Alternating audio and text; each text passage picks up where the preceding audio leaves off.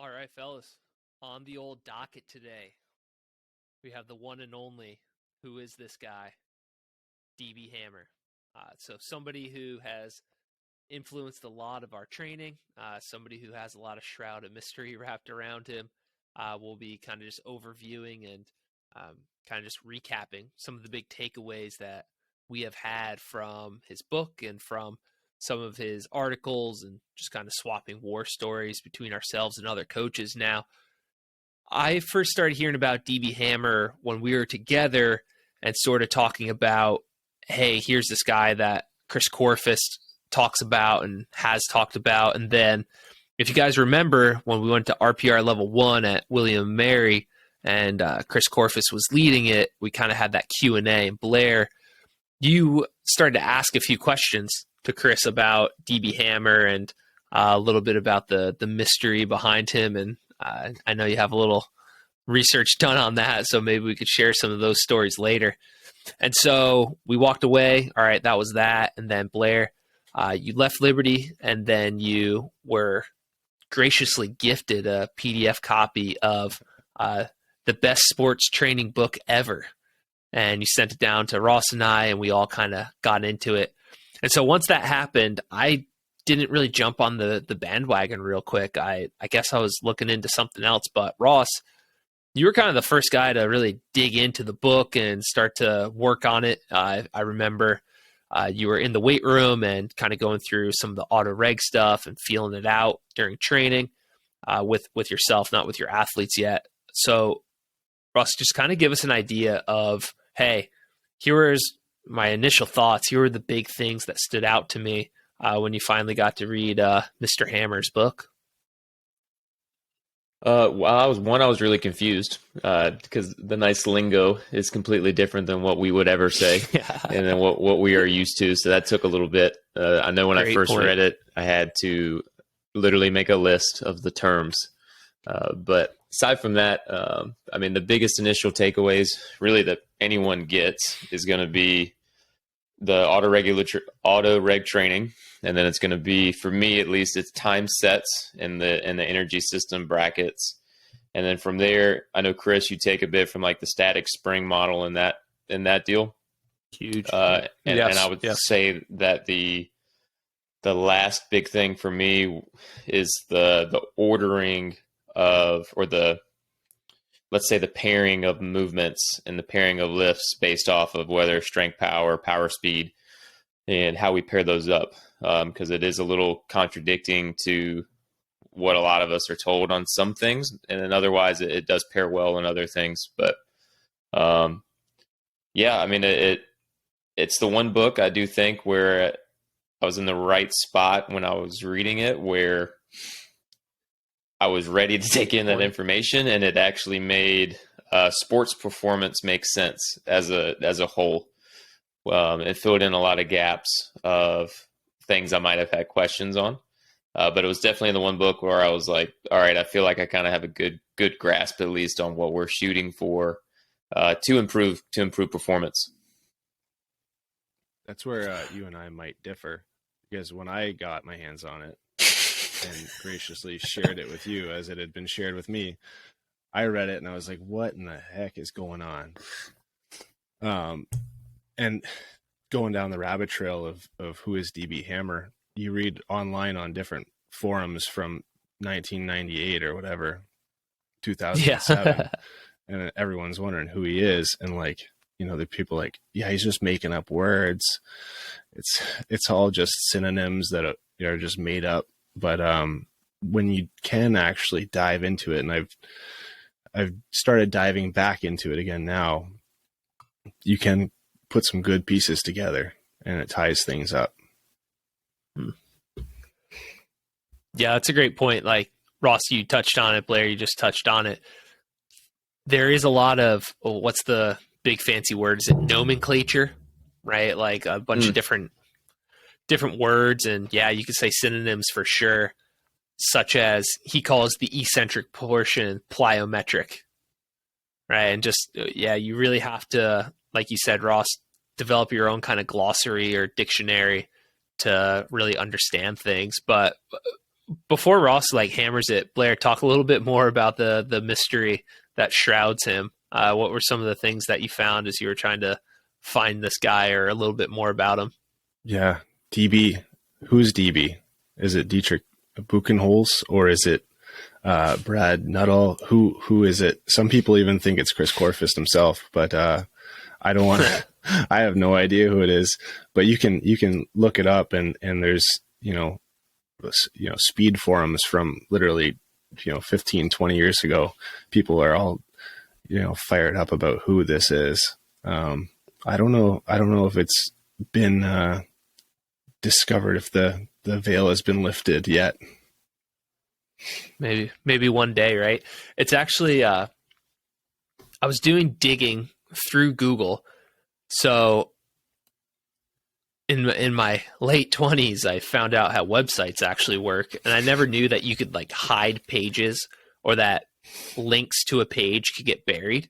So if you just Google search through elitefts.com, if you use the search bar on Elite FTS, you won't be able to find any DB Hammer stuff. But if you Google DB Hammer articles, elitefts.com, then kind of like you could backdoor your way into finding a few of his articles. So it's not just his book. Like, there is stuff out there on the internet with him, but you really got to search for it and go find it.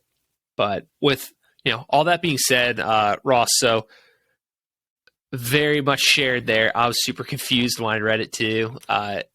And I think you hit the nail on the head perfectly of you were in the right place at the right time to kind of take in and accept some of those things. So just lightly kind of, tell us a little bit about AREG training and how you started to kind of go in a little into that, and then touch on your time sets and the brackets and everything, and just kind of explain sort of an overview for us.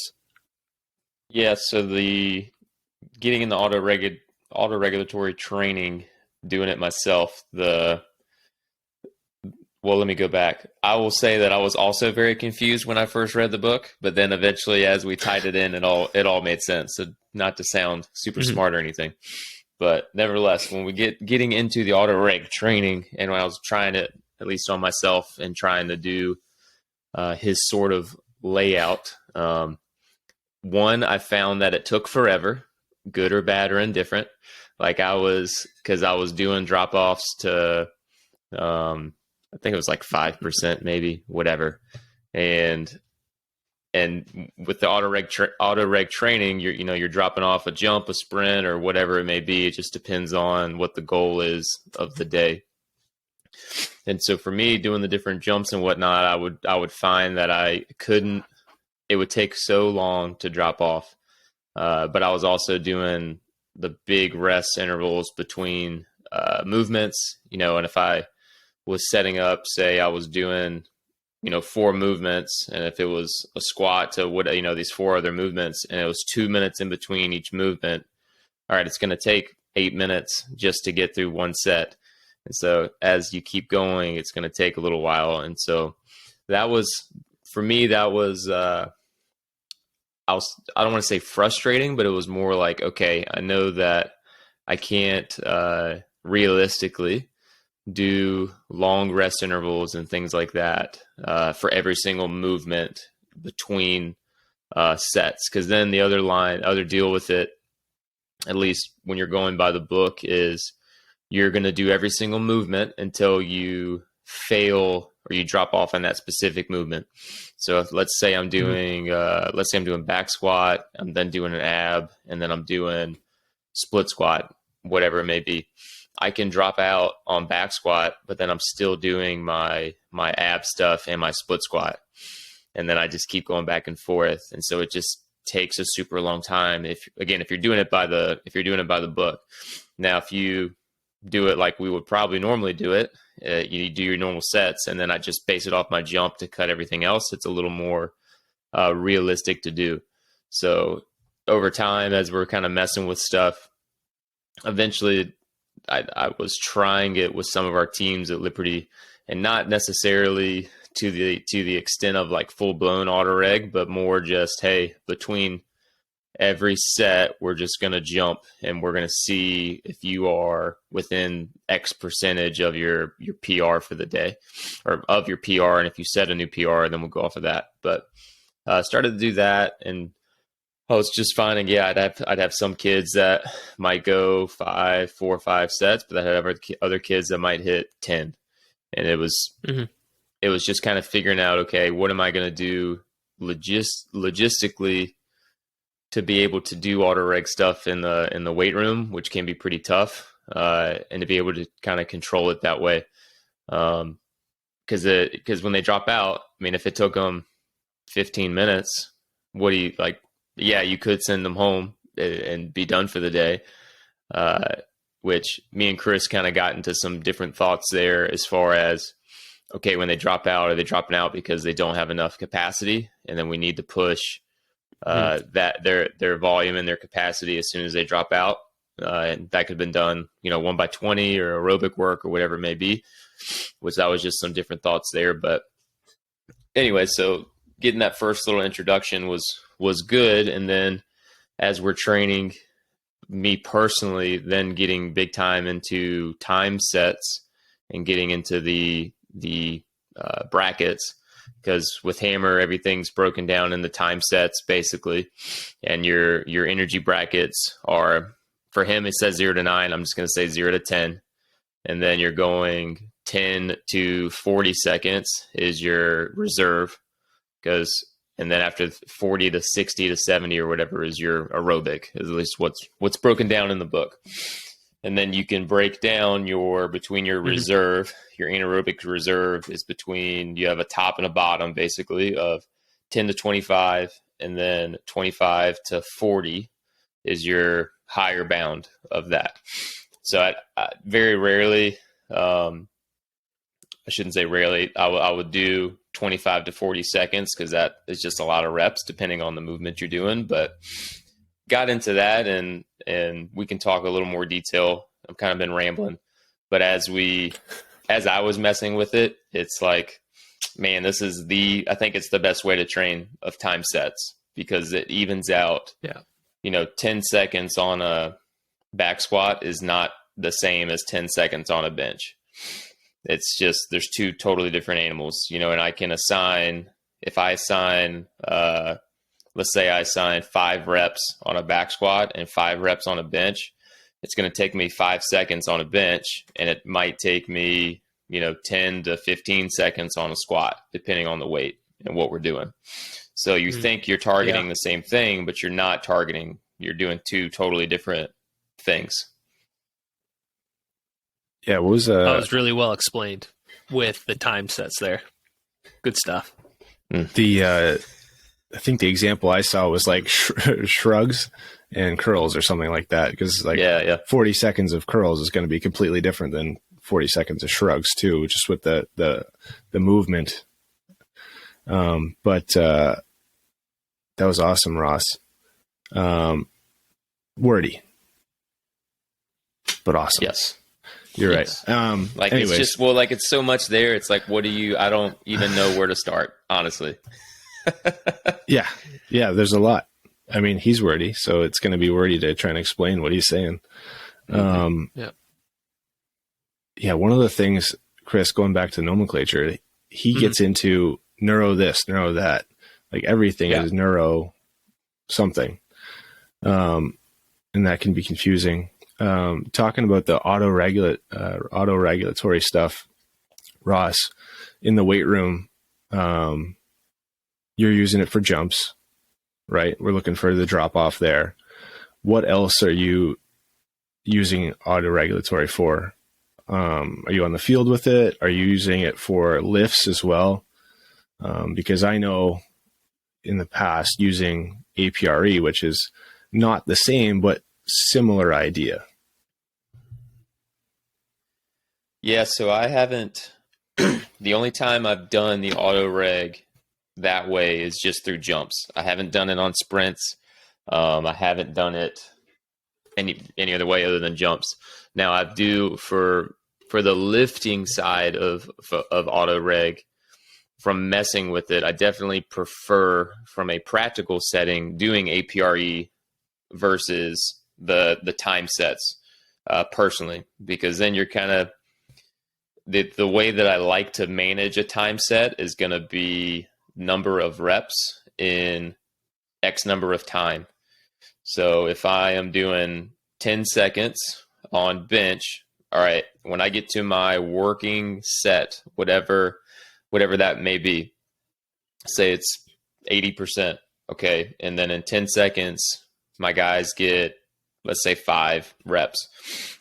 All right, then I got to keep going to 5 reps, which can kind of get a little dicey in that 10 seconds, because what I don't want to do is get into a contest of guys are messing up their form. They're not doing what they're supposed to do, or they're not being honest of whether or not they got a rep. I was halfway up, and then they're going to count it, and that gets kind of hit or miss. I think where the time sets are most helpful is if I'm doing power work and I'm at a submax weight and I have to maintain the rep count in X number of time, right? So like if I'm doing a 3 second, 4 second, 5 second set and it's submax weight, all right, I should be able to maintain the reps there pretty easily. Where if it's strength work, it's a little bit harder to do that. And so I definitely prefer from the strength side, the APRE version of it. But no, the only time I've done, again, that auto reg where I'm taking out the whole workout is with jumps. And I just find that that's the easiest for the kids to understand and not mess up at the end of the day. Cool. Ross, touch back on, or take us back, if you could remember, you mentioned that you're in a good place to kind of accept it. Can you remember what your training looked like prior to getting your hands on this, or were you starting to go down as Blair just mentioned, the neurological path? Were you starting to get away from the older traditional styles of training? Tell us about that.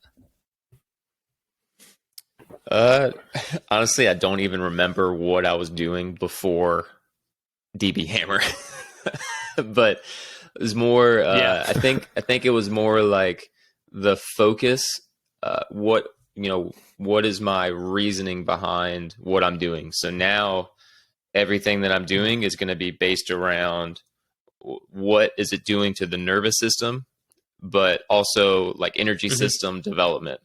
All right. Am I trying to work on peak strength? Am I trying to work on capacity? Am I trying to work on aerobic? All of these things, versus prior, it was really more, all right, I know I just need to get them really strong. I know that they need to move fast, but it wasn't from the perspective of, all right, the nervous system is controlling all of that. And that's what I have to kind of focus on and make sure that that's really dialed. I mean, beforehand, it was definitely more, if I could compare it to anything, it was definitely more like percentage based from like the system with the different, hey, I'm going to hit X number of reps this week, blah, blah, blah. And you're going about it that way. That would have been the most recent before that. But yeah, I've been so far shifted that I barely remember what I was doing prior, but it was certainly closer to the system percentage based.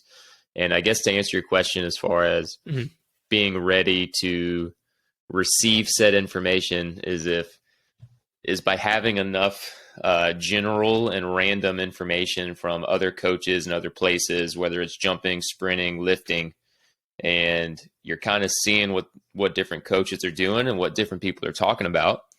And then once somebody else kind of brings it all together and you've heard it in the right spot, and then they put it in a nice kind of better way to deliver it, it's like, okay, this makes every bit of sense. Because again, it all led back to sports performance, which essentially all led back to speed and power development at the end of the day. And it's okay, is it lacking because of strength? Is it lacking because of power? Is it lacking because of speed? Like, what is that reasoning that our athletes are suffering?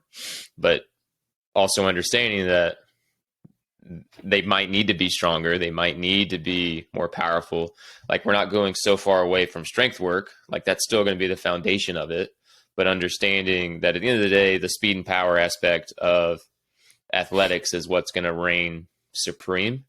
And this, I felt, gives you a way more precise way to target that versus me just guessing that at this percentage, I know I'm hitting speed, or at this rep range, I know I'm working strength at this rep range, right? So like the time sets and getting enough volume and all that with auto reg, it just, I don't know, it just made a lot of sense. I've got two questions, one for each of you, if I may. First question, I'll let Ross keep rolling here. Thank you so much. And Ross, you're using the jump mat, right? Yep. So if you didn't have the jump mat, do you think you would be able to do the same? Would you be able to find a way to keep doing the auto reg with your jumps without the jump mat? And then for Chris, you've got the 1080, and how are you using that? Are you looking at drop offs with that? Definitely. Yeah. Take her away here, Ross. So I will preface in that I'm not doing anything auto-regulatory at all with my high school kids. Zero. I'm not doing any. Now, my thought in that is that, one, I don't see them long enough to even need to auto-reg them. Like, I got a 20-25 minute lift. Like, they don't need it.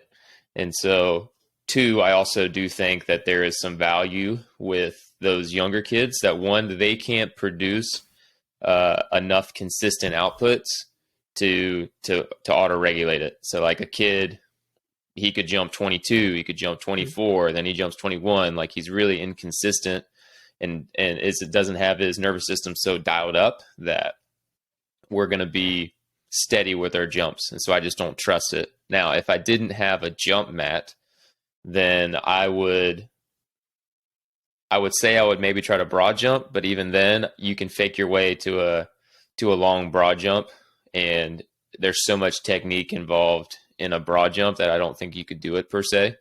I think from there you would then just have to base it off the lift itself with the time sets and X number of reps in X number of seconds, and you just have to be really tight with it. But yeah, if I didn't have the jump mat, I think that's probably what I would do. Yeah, and to answer my part of the question, so I do have a jump mat, and a lot of my auto reg training is used through that. Now, I really only use auto reg training in the off season, kind of like with Ross there, and like most coaches, I get my athletes twice a week, and like, we just got to get work in, and we're going to do this, we're going to do that. And Ross kind of touched on the practicality of when you have an entire team for an hour, if one person drops off at set 4 and another goes to set 7, logistically, practically, like, what are they going to do? But yeah, so I personally, again, at the college level, use broad jumps for auto reg. I use my jump mat for auto reg. All my broad jumps that I do and on the jump mat are hand on hip. So it takes away a good bit of the technique, and they get pretty dialed in. If I sense like, that was just a bad jump, I'll let them go again or give them 2 chances before I say that they dropped off. But yeah, I'll use a tape measure and a yardstick and do broad jumps for A-reg. And then I'll also use my jump mat. Now on the 1080, mostly I'll look at time. And once they start to drop below their PR for the day on the time, I cut them. If they're not running fast, something's up.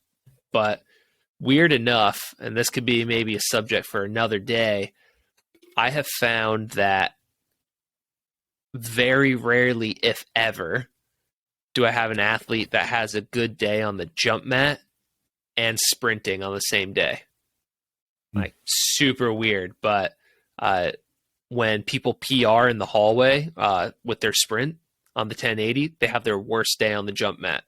And when they do really well on the jump mat, they have their best day sprinting in the hallway. Super weird. And then there's days where they're just crappy at both. But it makes me seem like Houdini when they're like, oh, man, I'm doing so bad on the jump mat today. It's like, how are your sprints? They're pretty good, though, right? Like, yeah. Yeah, but that's how I do it with the tools and the time that I have. Mostly I'm using autoreg during summer when I have a lot less athletes and a lot more time. That makes sense. Yeah. So to kind of go back to my question, Ross, of where were you at before DB Hammer? As you were talking, I think we were all sort of on this train of just getting as strong as you possibly can is not necessarily the holy grail for sports performance. Am I right there? Were we all kind of getting on that path where it was like, my best guys, or excuse me, my strongest players don't play a lot, or my biggest dogs in the weight room under this, traditional setting that I've set up are not my biggest dogs on the court, on the mat, on the ice, on the field. Am I hitting that right? I'm getting older, but I think that's where we were kind of all at. We all sort of realized like just getting strong wasn't the only answer. I think maybe it depends at what level. In high school, you might see more of those like strong kids being the dogs, being the big guns. Mm-hmm. And then as you move up a tier, now you're in the college setting, everybody's good. You might have been the best at your high school and the strongest. Well, everyone on your college team is going to be strong. True. And now that skill and the speed is going to be what makes the big difference. That might be my take on that, but that's a good point. Well, and I think like what this did for me is that it then gave each individual athlete exactly what they needed. And, versus when you're kind of programming prior, at least my perspective is, like Chris said, we are trying to just get super, super strong, which is going to look awesome for, 25% of my kids. It's going to probably work really well. But then the 75%, it didn't really do anything and nobody's really better. And those 25% of my population loves the program and loves what we do. And then the 75% hates it and doesn't matter. I mean, it's kind of like the saying of, I'm going to have a group of kids that love what I do. They're going to have a group of kids that don't really care. Then you're going to have a group of kids that hate it. So like there's no matter where you go. Yeah.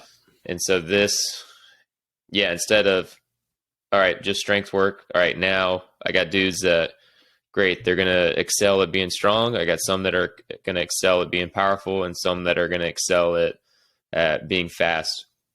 And Chris, you do a good job of this, of training my kids to be good at what my best guys are good at on the ice, right? Of kind of seeing, all right, what are our best players at? All right, let's figure out how to get our guys there. Yeah, that's just copying Tony Holler, right? Your best players are the cats. Gotta feed the cats, basically. I appreciate that. One of my last kind of like thoughts or comments for you, Ross, is can you dive a little deeper on the time brackets? Like, can you give us an example practically of what that might look like? Or you read the book, you experimented on yourself. How did you start to implement something like that into your workouts? Can you remember, or is there a good example of what you did a month ago or anything like that? Yeah, so I think before you think about time sets, you have to think about what's your goal for the day and how you kind of lay out your weeks. So within the book, it's talking about, I don't want to pair. Well, let me go back. we have our speed work, we have our power work, we have our strength work. One is going to give you a ton of force. One's going to give us a ton of watts, and one's going to give us a ton of speed or rate coding within the muscles.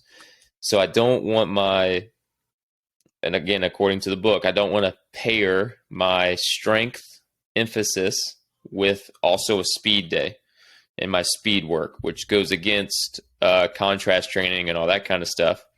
But the train of thought is that from a nervous system wise, on the strength stuff, on the heavy days, I'm asking my body to not be fast. I need it to take a really long time, and I need it to exert a ton of force. Versus speed, I don't need a lot of force, but I need the muscle to relax and fire very, very quickly, which are two polar opposite ends.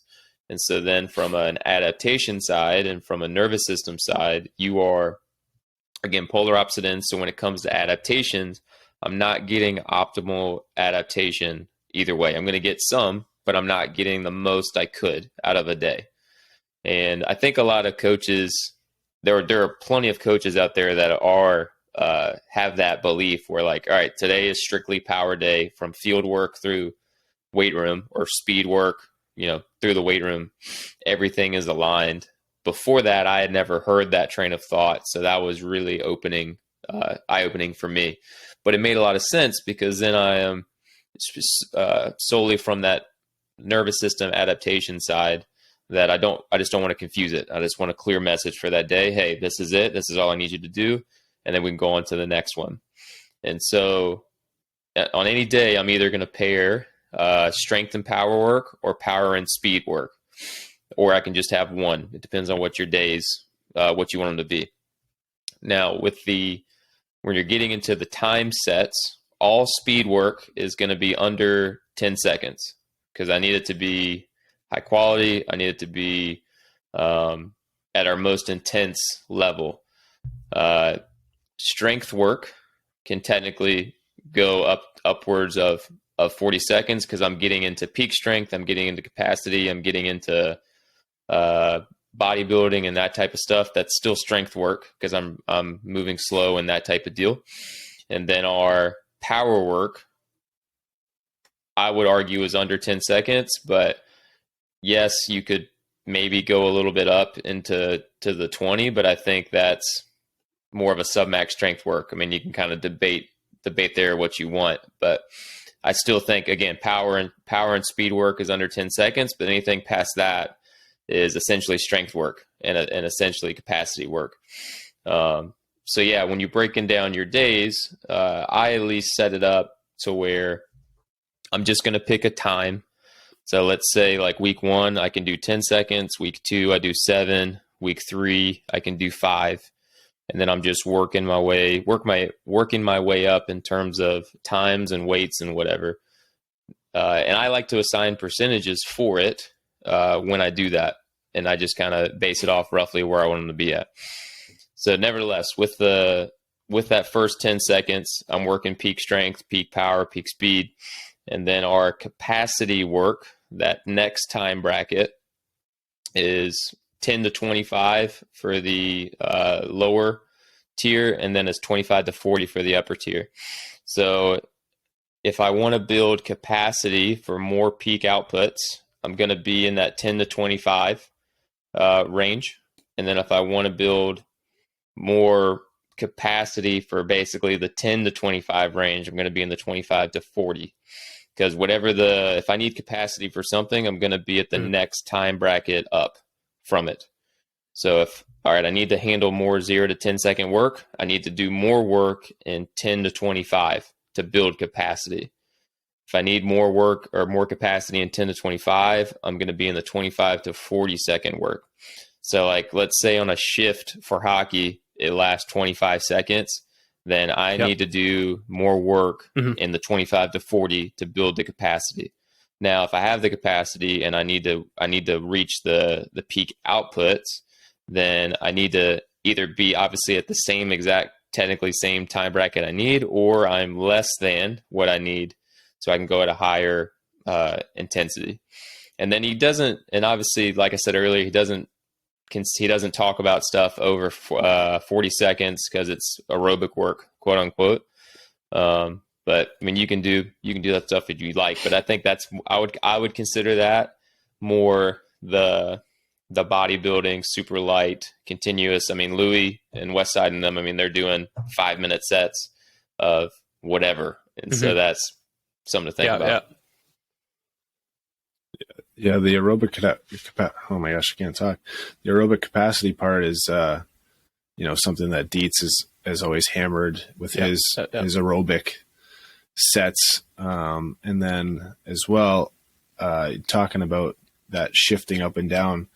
I was reading through Brian Mann's APRE thing recently, and he does the APRE 3, 6, and 10. But he always recommends doing the 10 first, and then the 6, and then the 3. And then basically, if you are shifting, one way or the other, but usually you would start with the higher rep first so that you have that capacity to handle, obviously, the more powerful or more strength focused stuff. Yeah. And a lot of this, like as you were talking, Ross, it reminded me of, I think it's a video where Cal Dietz is at Sorinex, like a Summer Strong. And he's basically saying like, hey, here's my block undulated model. Block meaning this is all going to be eccentric work. And then here, this is all going to be isometric work. And I'm going to hold these for 10 seconds, or I'm going to lower for 10 seconds, and really consolidating the main stressors into specific days or 2-week cycles or whatever. And yeah, I really just think that we had all that knowledge out there, right? Like Blair, you just referenced Brian Mann's work, and I just referenced Cal Dietz's work. Ross, earlier you mentioned Louis and Westside. I think the DB Hammer stuff and the time brackets helped explain all of that at the neurological level, like what's happening to the brain and how is this functioning or working. Am I right on that? Is that making sense? Mm-hmm. Yeah, I think that makes sense. I mean, like when you're Brian Mann. Go ahead. Oh, sorry. There was a pause there, but the Brian Mann stuff. He took his APRE and built it out off of SIF's stuff in super training. His APRE. I mean, everything kind of comes full circle, I think. Definitely. Ross. Yeah. Yeah. And when you're, with the APRE, it's kind of funny you said that, Blair, because I've been a big debate of, with our summer training for our high school kids, I've got like half of them that I've had in the weight room, and then I've got half that I haven't had in the weight room basically all year. And so, this first week I was just kind of letting them feel out different weights and just kind of load up the bar how they like, but they're being super conservative about it. And then it's like, okay, once I get a baseline number, and this is what I did at Liberty, is when I get the first week baseline number, I just APRE them from there on out and slowly bump their maxes up from there. Like I know with men's volleyball, they literally did 5x5 the first day or the first week. And then after that, it was APRE, whatever, 6, 8, 4, whatever it might've been. And that's all we did all the way up. And just every week bumping their max 10, 20 pounds, whatever it may have been. I think I just did 10 the first and just kept trucking with it. But being able to auto-regulate it that way, I think is probably I think it's the most efficient way when I don't have like this DB Hammer basis, is being able to do that. Mm-hmm. Which was totally not what we were talking about, but I had to make that point. No, it's all good.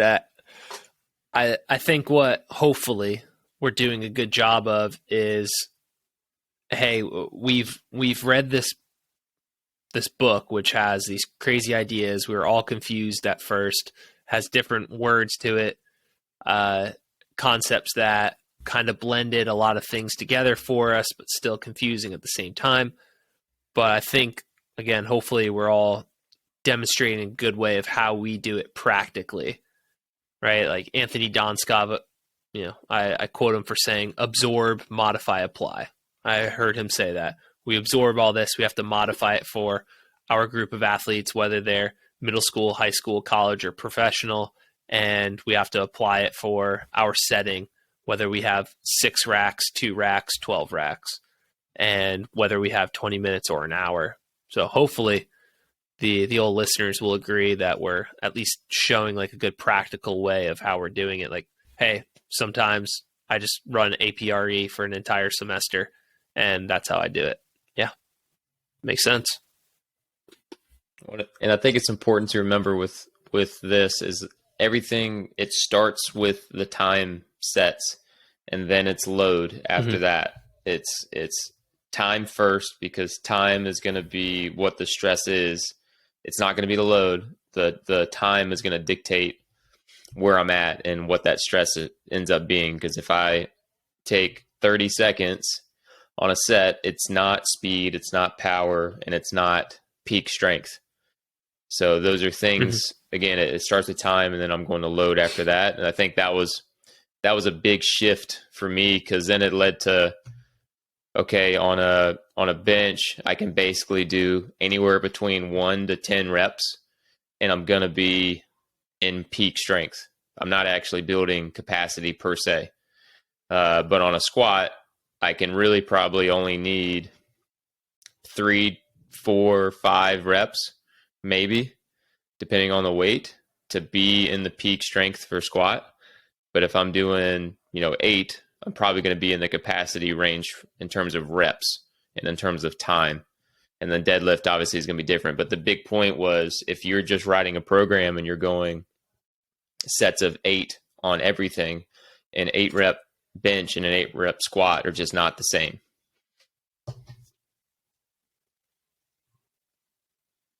Yeah, no, that's a good point. Very good point.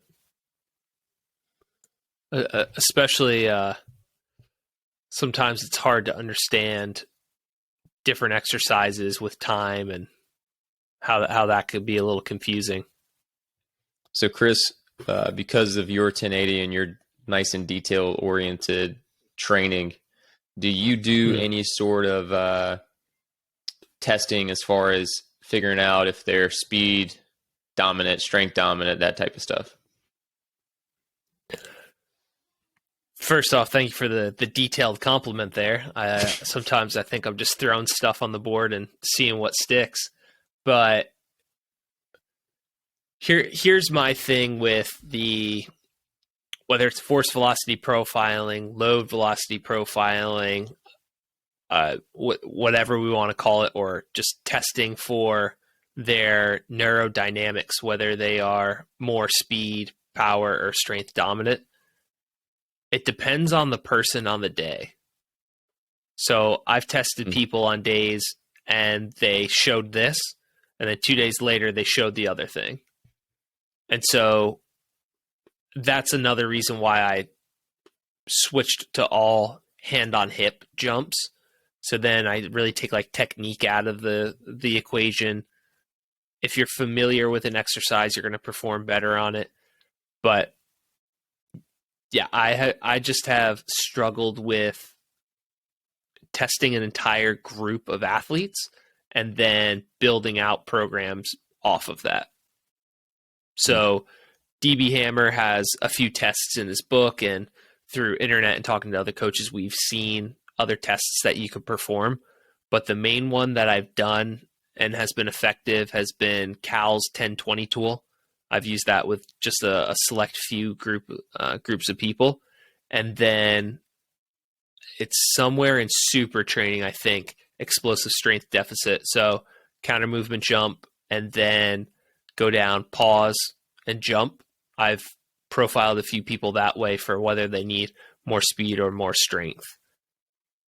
But as far as the DB Hammer tests, I haven't done those. The force velocity profiling, haven't really experimented much with that either. Chris, can you tell me what the 10-20 is? Since I don't know what it is. Yeah, no, it's I forget. Do you remember, Ross, when we first heard of it, saw it? I think you I mean, I think you might have told me about it, but yeah, it's that sprint, but it was because it was on the website and you could just enter it in and it would tell you what they needed. And I know what my athletes said every time. Chris, what did your athletes say every single time that they needed? Yeah. So anytime I've tested anything with my group of athletes at Liberty, it said they needed speed. It said everyone was slow. Everyone was slow and they didn't jump high. That was a good reminder there, Ross, of, when I ran explosive strength deficit, when I ran 10-20, anytime I'm doing anything, they're all slow and they need to get faster. But that kind of makes sense because up until, this DB Hammer stuff and I got bit by the speed bug, I worked on all strength work. I wonder why all my athletes tested slow. But for anyone listening, and Blair, you can just open up a browser right now and go to performancemadesimple.com, and I'll log on there too. So just Google that, Performance Made Simple, and should be the first site that pops up. And this is like a pretty wild thing. So Cal Dietz took years and years of data for a 20-yard dash with a 0 to 10 and a 10 to 20 within it. So 20-yard dash with a 10-yard split, and then height, weight, strength numbers, every kind of metric you can imagine, 5, 10, 5s, etc. And he met with, I'm just going to call it a math specialist, and they created this tool. So with the 10-20 tool, you plug in numbers for your sprint time for your sprint time with some splits. And then it's going to profile you into one of 12 zones.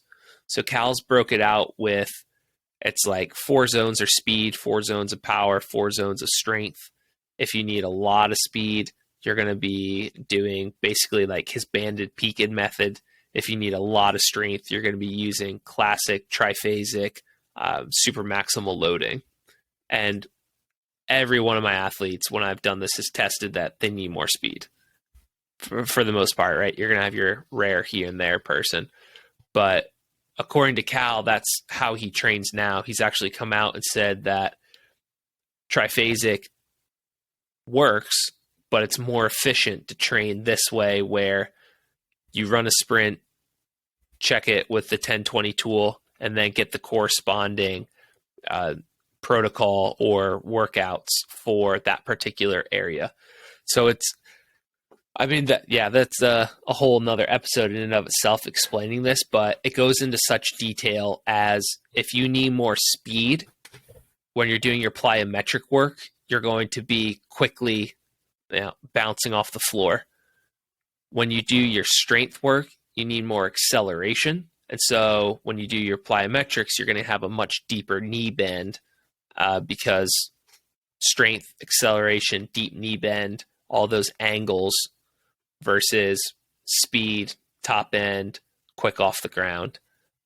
It's pretty good, but everybody needs to get faster. So that's the rabbit hole I've been diving down for the last couple of years. Get them faster. I appreciate you mentioning that website because I had looked at it once before. Okay. I don't know. I can't remember if it froze. Like, I remember he tweeted it and I was like, oh, sweet. And then I didn't get anywhere. And then I just never went back.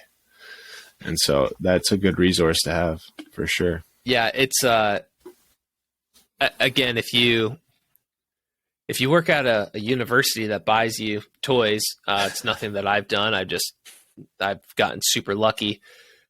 When you have all the data with the 1080, and when you look at Performance Made Simple, Cal has broken it out so much so that if you're slow from 0 to 5 yards in this 20-yard sprint, you're really lacking starting strength, and working isometrics is one of the best ways to do it. So you could run your 10-20, plug in your 0 to 5 as well if you have, whether it's a system of timing gates or a 1080 or whatever, And you could find out not only do you need strength, but you need isometric strength. And you could also plug in a 5-10-5 and then find out not only do you need strength, but you need eccentric strength because you have poor change of direction. So it's pretty solid. Not to go down that whole rabbit hole. I know it's a DB Hammer episode, but Cal and DB Hammer, there's a lot of similarities there for sure. Awesome. Chris, you haven't talked but so much about your big takeaways from Hammer when you read it. So what were yours? So first, I was very blessed because I got to see you read it, talk about it, and do it. Like I wrote here in my notes of like, we would start working out together. I would finish. I would go shower, eat lunch, come back, and you were still, yeah, I haven't dropped off on these lateral hurdle jumps yet. And it was just like, holy, this is long. It was the worst. I was really lucky. Yeah. Oh yeah. I was lucky to have that. And somebody sent me basically like the DB Hammer dictionary. So I was able to kind of rip through things. But as we were prepping for this, I kind of thought of what are my big 3 takeaways. Big takeaway was autoregulatory training. I think we could definitely deep dive into that. And Ross, you give a great overview and some practical stuff with that. My other big takeaway was the nervous system. Just copying and pasting, reading from the book here. The nervous system is what is responsible for sport carryover. So if we're not training the nervous system in the weight room, we're not training transfer. We're not carrying over the weight room onto the field, the court, the grass, whatever. And so autoreg training, covered that a little bit, nervous system. And then you mentioned it earlier, Ross, the static spring. I tell the story, but when I read about the static spring and I took notes on it, I literally turned to my wife, Chantel, and I was like, I understand everything now. I totally get it. I am the smartest human and I get sports performance. And so to go into a little bit of detail on that, when you hear static, think strength. When you hear spring, think like bounce, tendon, elastic, reactive, or speed. So I always use Russell Westbrook as an example. I was a huge fan of him when he was on the Thunder, and he could drive down the middle of the lane, 2 steps, plant his leg, and go up for a massive dunk. And what allows him to do that is his static, which allows him to spring. Okay. So when you're going to jump, whether it's off 1 foot or 2 feet, you're going to plant into the ground. And in that split second, you need incredible stiffness in your ankle joint, your knee joint, and your hip joint. So you need all your muscles to coordinate, sync up, and squeeze those bones to stop them from moving. Right? So that's that static portion. So when you hear static spring, when you hear static, think strength. You need to have remarkable strength to lock down your ankle, knee, and hip joint.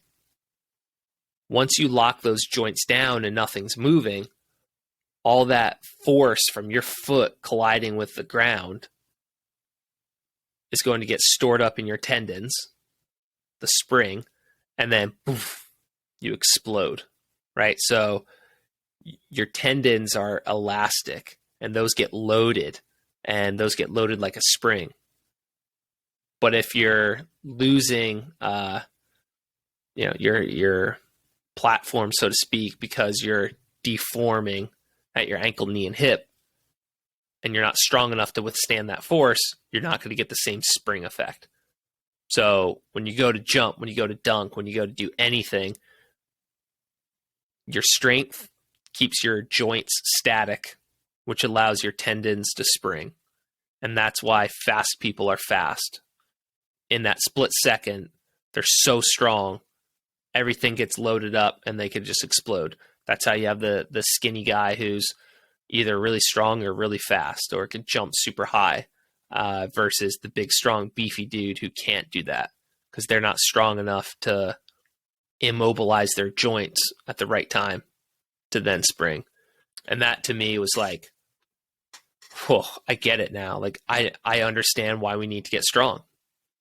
I understand why we need to work on the reactive plyometric type of training. I understand why we need stiffness in our joints, why we need mobility to get in the right positions to get stiff. It all super, super clicked for me. Static spring, that was massive. It was huge. Chris, that was a great explanation. Do you remember at the NSCA conference listening to Dietz? Yeah. He had a packed house. I remember that. He had a slide, and I can remember it in my head with the springs on it. And he was basically talking muscle and tendon, and the springs, a lot of times, that muscle spring is way too big, and then the tendon spring is small, and you end up, either performance is bad or you end up injured. Whereas, if the springs are the same size for the tendon and the muscle, boom, now we're talking performance.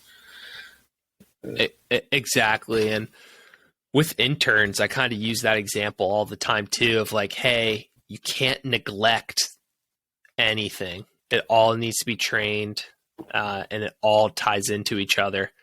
And the example I give, and I'm pretty sure I just stole this from Cal, is when you have guys who go to the combine and train for the combine, they're doing all sprint work. They're doing all plyometric work. And so they're really training their tendons. And so when you're doing all this speed and all this plyometric and all this jump training, strengthening your tendon, you're overloading that tendon spring. And what are you going to, tear apart? You're going to tear apart your muscle, right? So a sprinter will pull their hamstring. And then on the flip side of the spectrum, you have people who just do a ton of muscle work. And what do they tear? They tear their tendons because their muscles are so big, right? They tear their bicep tendon, they tear their pec tendon. So yeah, you're exactly right, where you need to be training the muscle, which keeps our limbs from, deforming and losing force, losing that static. And we need to be training our tendons with sprinting and jumping and hopping and reactive work, elastic work. And that trains the tendons, which help us jump, right? Look at Michael Jordan's calves. Not very big. Dude could jump through the roof, right? He has that ability to instantaneously squeeze and lock down his bones because of his muscles, which then allow the spring, the tendons, the ligaments, the fascia to explode and be what makes him jump and be super elasticy and dunky. Yeah. Awesome. Excellent. Yeah. Static spring. Got to be strong. Got to be reactive. Got to be elastic. Got to have good tendons, ligaments, and fascia. And those are our springs. I think the last point I'll make is, and I just like had a flood of remembering things from the book, is I totally forgot how within strength work, power work, speed work, that was also then broken down into the specific types of movements to do, whether it's reactive, whether it's iso, oscillatory, iso, whatever. Like, it broke down into all that stuff, and I totally just forgot about that until about 2 minutes ago. And that's a whole nother topic for another day. But I think a key point, and I thought about it as you're talking about static spring, is that always remembering that iso work is strength work. And and power work is obviously moving, speed is moving. But if I'm doing iso work, at the end of the day, it is strength. And I can use it for either peak strength, I can use it for capacity, I can do it however I want. And it's important to remember that with isos, I'm legitimately getting 10 seconds of tension, 20 seconds of tension, where if I'm just doing reps, I might do 10 reps, but it's not the full time isn't all under tension, right? I might only get a couple seconds of actual tension. But yeah, I totally forgot about that until just now. No, it'll be, I think that's a great segue to what's next. And I believe it's called the prime anatomical position and like the like maximum joint configuration, just something along those lines. But yeah, I definitely think that's a good place to start next time, where obviously I knew about isometrics. I understood it. I remember Louis Simmons talking about it. I've done Travis Mash and Chad Wesley Smith squat cycles where I paused in the bottom. Obviously Cal Dietz and his cycles through triphasic, but reading through Chris Korfist's stuff and DB Hammer's stuff was the first time I really started to understand, all right, there's something behind these isometrics. There's something behind getting strong in the weakest position, in the bottom, oscillatory isometrics, reactive isometrics.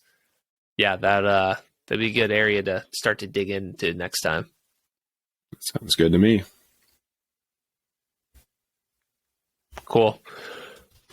Ross, any other thoughts? No, there's too much. Yeah. Good. Blair, any final thoughts or anything? I'm just glad that I was already gone from Liberty when Ross started that training program. Oh, yeah. Dude, it was so bad. Yeah. Just by myself. It was bad. It was not good. Like Chris would just pop in. I'm just like, just don't talk to me, man. I got like 20 sets of sit-ups to do. And then I just stopped. When we got into it, was that before or after I got sick? After. Like, was I still weightlifting? I thought it was before. Okay. Yeah, it was either. I was probably still weightlifting, which probably saved me. You were. It was like right at the beginning. Like you weren't feeling good, and okay. You were toward the beginning of it. Yeah. I was making the shift to the ill side of things. Yes. Yeah, good times. Well, hey fellas, I thought that was a good little episode there of just kind of the overview and some of the big takeaways we had from DB Hammer, and kind of recapping all the big people who led us along the way.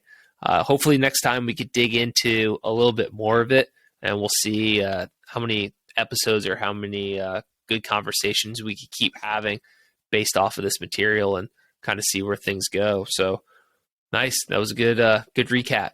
Old Dietrich Butenschultz and how he's kind of made an impact on us, whoever he is and wherever he is. Thanks, Chris.